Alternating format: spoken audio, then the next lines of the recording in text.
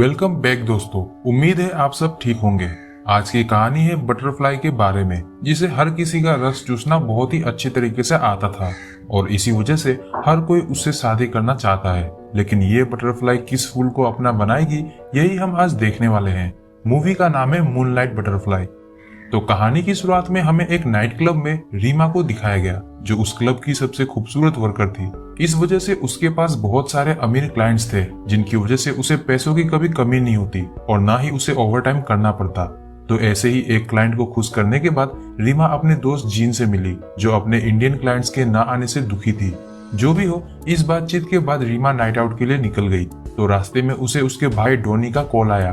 तब हमें पता चलता है कि रीमा की माँ की तबीयत खराब है, क्योंकि उनकी मेडिसिन खत्म हो गई थी। साथ ही में डोनी को रीमा से उसके ट्यूशन फी के लिए कुछ पैसे भी चाहिए थे। तो रीमा ने उसे समझाया कि वो कल घर आएगी और सारी परेशानी खत्म कर देगी। अब एक्स्ट्रा पैसों के लिए रीमा मूनलाइट में खड़ी हुई, ताकि कोई अमीर आदमी उसे रात में अपने घर ले जाए। तो एक दो बंदों को रिजेक्ट करने के बाद रीमा को जॉर्ज मिला। जॉर्ज अमीर होने के साथ साथ काफी गुड लुकिंग भी था, इसलिए रीमा उसके साथ चली गई। रास्ते में दोनों के बीच नॉर्मल इंट्रोडक्शन हुआ। फिर घर आते ही जॉर्ज ने रीमा की अनबॉक्सिंग करते हुए उसे अपना लॉलीपॉप दे दिया। जिसके बाद रीमा ने जॉर्ज के घोड़े की जो सवारी की है, उससे तो जॉर्ज रीमा का दीवाना बन चुका था। इसलिए सुबह में रेड वाइन की चुस्की लेते हुए जॉर्ज ने उसे खूब सारे पैसे भी दिए, जिसे लेकर रीमा अपने घर आ गई और अपनी माँ को इलाज के पैसे देने के साथ साथ डोनी की ट्यूशन फीस भी दे दी।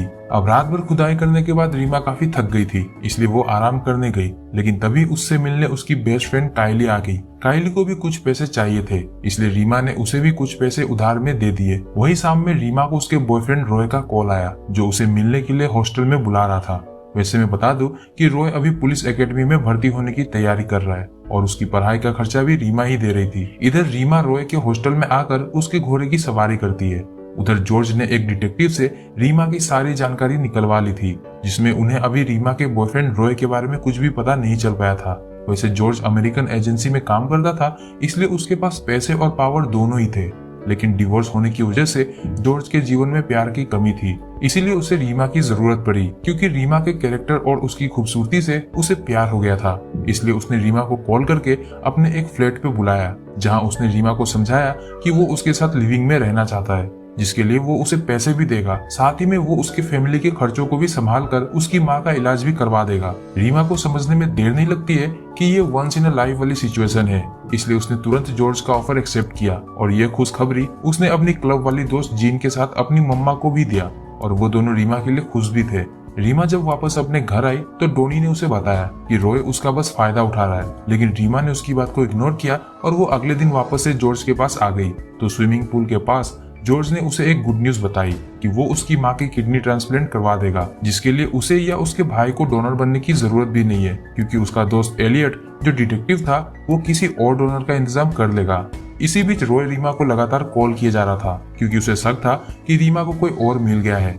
अब जैसे तैसे जॉर्ज से छुपते हुए रीमा ने रॉय से बात करके उसे खूब सारी बातें सुनाई, जिस वजह से उन दोनों के बीच दूरियां आ जाती है। उसी रात जीन को दो पैसे वाले कस्टमर्स अल्तामास और रोनी मिले, जो उसे अपने साथ होटल ले गए। दोनों ने हार्डकोर वाली खुदाई की शुरुआत एक ही साथ कर दी। पहले तो जीन को भी उनका एग्रेशन पसंद आया, लेकिन जैसे ही उन दोनों ने उसे अब्यूज और हैरेसमेंट करना शुरू किया तो जीन ने उन पे हाथ उठा दिया, जिसकी कीमत उसे अपनी जान गंवाकर देनी पड़ी। अगले दिन रीमा ने अपनी फ्रेंड काइली की मदद से रॉय के साथ दोबारा से पैचअप कर लिया। उसी रात जॉर्ज ने रीमा को यह बताया कि वो एक मीटिंग के लिए अफगानिस्तान जाने वाला है। साथ ही में उसने रीमा से रॉय के बारे में पूछा तो रीमा ने उसे बताया कि अब उसके और रॉय के बीच कुछ भी नहीं है। तो रीमा की झूठी बातों पर भरोसा करके जॉर्ज अफगानिस्तान के लिए निकल गया। रीमा अपनी मम्मा को लेकर हॉस्पिटल आई, जहां डोनर से उसकी किडनी मैच हो गई, लेकिन उनके पास $50,000 पैसे नहीं थे कि वो डोनर को दे सके। इसीलिए रीमा को जल्दी से अपने काम पर लौटना पड़ा ताकि वो पैसों का इंतजाम कर सके। इसी बीच उसने जॉर्ज के डिटेक्टिव एलियट को भी पकड़ लिया, जिससे उसे पता चला कि अमेरिकन एजेंसी भी जॉर्ज से कांटेक्ट नहीं कर पा रही है और हाईली चांसेस थे कि जॉर्ज मर चुका है।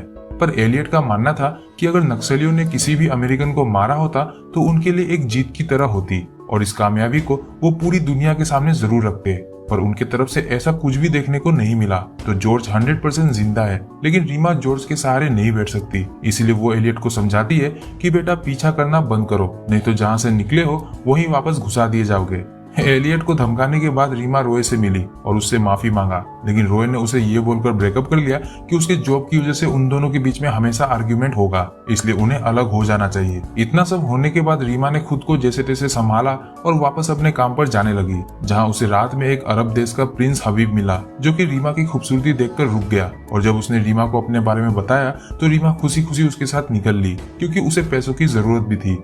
वैसे हबीब भी हार्डकोर वाला बंदा था, इसलिए उसने जाते ही रीमा की लगाम अपने हाथों में ले ली।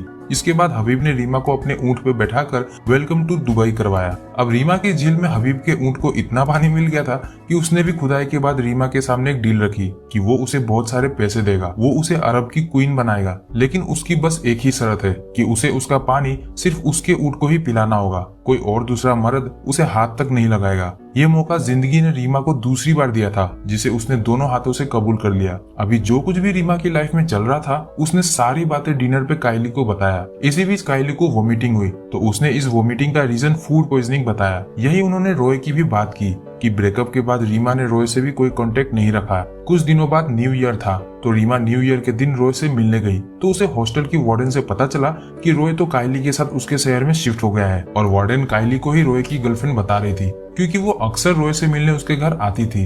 अब रीमा को समझने में देर नहीं लगता कि काइली और रोय दोनों उसे चीट कर रहे थे। साथ ही में उसने यह भी गेस कर लिया था कि काइली प्रेग्नेंट है, इस वजह से उसे पिछली रात वोमिटिंग हो रही थी। ये सब जानने के बाद भी रीमा काइली के शहर में उससे मिलने गई, जहां उसने उन दोनों को एक फिश स्टॉल पे देख लिया, जो मछलियां बेचकर अपना गुजारा कर रहे थे। ये सब देखकर रीमा ने भरी बाजार में उनकी बेइज्जती की और रोते हुए वहां से निकल गई। घर आने पे रीमा को उसके भाई ने बताया कि उनकी माँ उन्हें अकेला छोड़ के चली गई।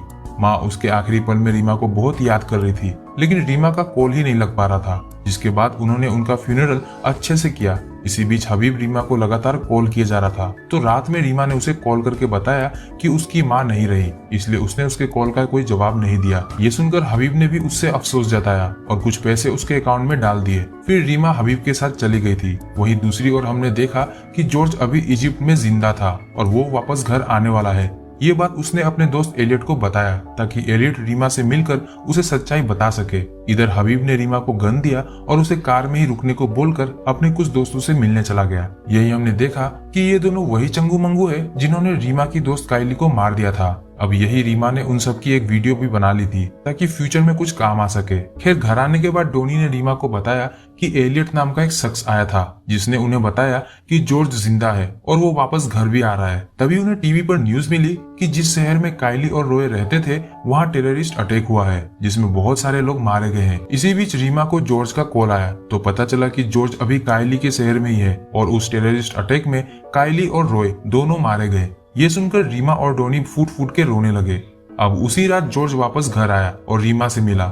जॉर्ज को पाने के बाद रीमा दोबारा से खुश थी। इतना सारा दुख होने के बाद भी जब जॉर्ज शावर ले रहा था, तो रीमा उसके कपड़े वगैरह वार्डरोब में रख रही थी। जिस बीच उसे एक फाइल में हबीब की फोटो मिली, तो जॉर्ज ने उसे बताया कि हबीब अलकायदा का प्रिंस है और उसी ने अपने कुछ साथियों के साथ मिलकर टेररिस्ट अटैक करवाया, जिसमें काइली और रोय मारे गए। ये जानने के बाद रीमा ने हबीब से रिलेटेड सारी बातें जॉर्ज को बताई और जॉर्ज भी रीमा की मजबूरी समझ चुका था, लेकिन अभी उससे इम्पोर्टेंट हबीब को पकड़ना था। इसलिए एलियट के साथ मिलकर उन्होंने रीमा को बेसिक ट्रेनिंग देना शुरू किया, जैसे कि एक्सप्लोजिव को कैसे डिफ्यूज किया जाता है, गन कैसे चलाते हैं, यही सब कुछ। इन्हीं सब के बीच में रीमा ने हबीब के साथ काम कर रहे लोगों की फोटो दिखाई, जिस वजह से हबीब को ट्रैक करना जॉर्ज के लिए काफी आसान हो गया था। इसी ट्रेनिंग के बीच एक रात खुदाई करने के बाद जब जॉर्ज और रीमा सोए हुए थे, तो रीमा को हबीब का कॉल आया, जिसमें उसने रीमा को अकेले में मिलने को बुलाया, क्योंकि डोनी उसके कब्जे में था। इसलिए रीमा बिना जॉर्ज को बताए ही वहाँ से निकल गई। अब रीमा के आते ही हबीब ने उसे गालियां देते हुए मारना शुरू कर दिया, ये बताते हुए कि वो उससे प्यार करता था। इसलिए उसने जानबूझकर काइली और रोय को बम ब्लास्ट में उड़ा दिया, क्योंकि उन दोनों ने उसे धोखा दिया था, लेकिन फिर भी वो उसे धोखा दे रही थी। उधर दूसरी ओर जॉर्ज जागने के बाद एलियट और अपनी टीम के साथ रीमा को ट्रैक करने में लग चुका था। इधर रीमा ने जैसे तैसे हबीब को ओवरकम करके उसे घायल कर दिया था और डोनी के साथ वहां से लिफ्ट की ओर भागने लगी। पर जाने से पहले उसने देखा कि हबीब ने उनके एयरपोर्ट पे बम ब्लास्ट करने का प्लान बनाया है। ये सब देखकर वो लिफ्ट की ओर भागे ही थे कि तभी वहां हबीब के लोग आ गए, जिन्होंने रीमा को पकड़ लिया, पर डोनी वहां से भाग गया था।